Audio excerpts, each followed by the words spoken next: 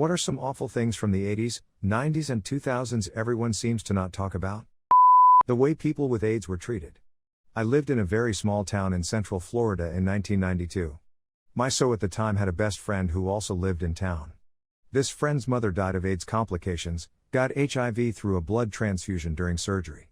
She died 2 years or so before I moved there. I never met her. But I was sworn to secrecy that absolutely no one could know how she died. Her own son refused to see her on her deathbed. Another friend counseled people with AIDS in a larger city. One of her clients lived in a trailer with a rotting roof and floor.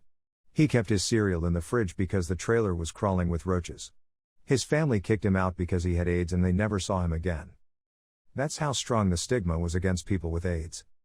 My family attended a small-town Baptist church when I was growing up.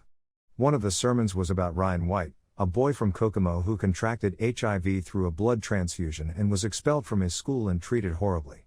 In the sermon, the preacher mused that God knew who deserved AIDS. God gave it to Ryan for a reason. Maybe he'd grow up to be a murderer or criminal, who is to question God's infinite wisdom? We stopped attending not long after that, but I've never forgotten that preacher and the way the congregation reacted to what he was saying. They were all just looking for an excuse to hate.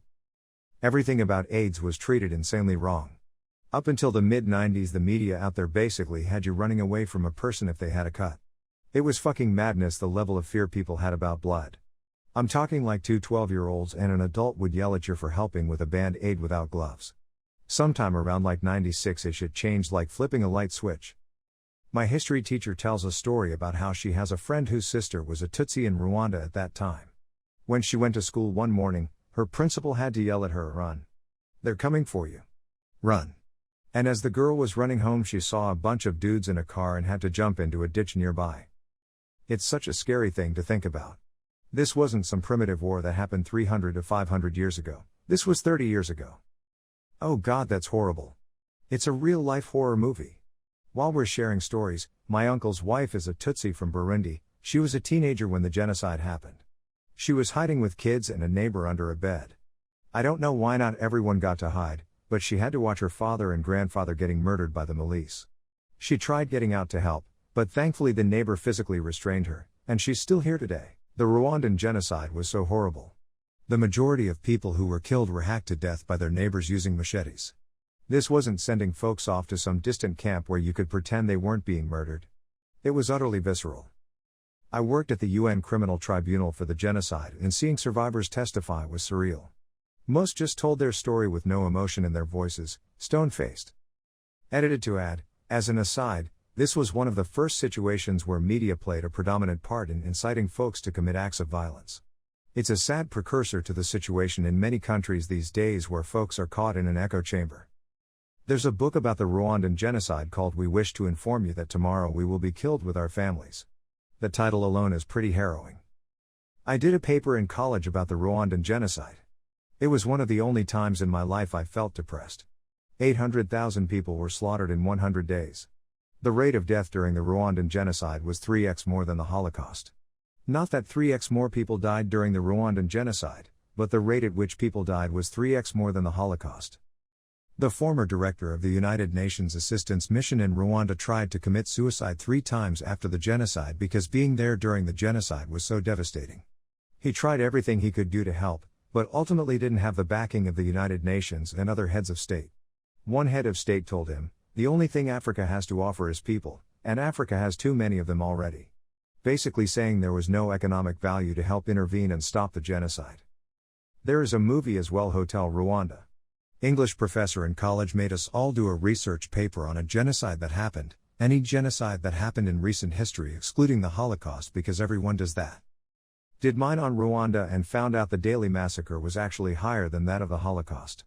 It was just shorter, and no one wanted to call it a genocide, like the UN, US, etc. They kept calling it a civil war so they didn't have to get involved. If you were to watch The Simpsons from S1E1 to probably about season 15ish, you can see the progression of smoking. In the early seasons nearly everyone smokes. Krusty was a big one. Now I think no one on the show smokes. There were episodes where The Simpsons talked to a lawyer, he smokes, doctors other than Hibbert smokes, cops other than Wiggins and his crew smoked, the monkeys on the typewriter smoked, the teachers, other than Crabapple, and lunch lady smoked. Now I think only Patty and Selma still smoke BC. It's a big part of their characters. I haven't watched The Simpsons' new seasons in at least 10 years, but watching both the animation and general habits and language of the show change over the seasons is really crazy. The Simpsons never treated smoking positively though. Smoking was either done by morally corrupt characters or shown as a vice. Krusty, for example, was shown smoking to show his on-screen kid-friendly, and off-screen personas were very different. Springfield was always a seedy, gross, crummy town. That's the joke. In 1992 there was an episode about Big Tobacco trying to influence people and Lisa gave a speech about it. Oftentimes smokers are shown coughing and hacking up a lung. Season 3 when Homer's stockbroker calls him, for example. Really grossly hacky coughs are very common in flavor country. In Season 3 when Lisa becomes a bad girl at school, even at her lowest she refuses to smoke because she still has her principles. Cigars get a little better showing than cigarettes since they are a rare celebration smoke rather than a daily habit, but there is still like a 75% chance of smoking a cigar backfiring. Season 3 Black Widower Chief Wiggum blows up a hotel room with a cigar, oh right, the gas, or Barney smoking a cigar with the plastic wrapper still on in Season 6. People like Fat Tony don't seem to suffer ill effects of cigars, but Tony is a consistent villainous mobster and much like his Don is a walking Italian stereotype. It's true, it's true. Edit, Ms. Krabappel absolutely smokes but she's not in a great place in life. She's depressed and a glorified babysitter to a bunch of dead-eyed fourth graders. The Yugoslav wars happened when I was very young. I had no idea why we were at war in Yugoslavia. To 9-year-old me I thought this was the US against Yugoslavia, some country I didn't know existed until then, and I didn't understand the details. Having read and watched personal and historical accounts, it's an interesting and depressing event on so many levels. I can't imagine having been through. I thought New Orleans post-Katrina was a big deal, but that's a walk in the park comparatively. It's a textbook example of why the UN is needed, and also why the UN is useless. Side story, I joined the Air Force a decade later, before I had looked into those atrocities. Wound up building bombs and missiles. I came home a couple of years into it because my dad was having a pretty serious surgery. This is in 2012 in the ICU, one of his nurses was in her late 20s and had a Slavic accent. My dad, in his doped-up haze asked where is that accent from? It's beautiful. She mentioned she had moved here from Bosnia when she was young. My mom has literally no social awareness. A few minutes later she mentioned something about me being in the Air Force and building bombs. I noticed a look I've seen from a lot of my friends momentarily creep across her face before she said something I don't remember because I was incredibly embarrassed. When she walked out of the room I had some words with my mom about putting A and B together before just spouting things out. Namely, Mom, she said she moved here from Bosnia as a child. Based on her age, probably as a refugee from war. A war in which we dropped a metric fuckton of bombs on her home country.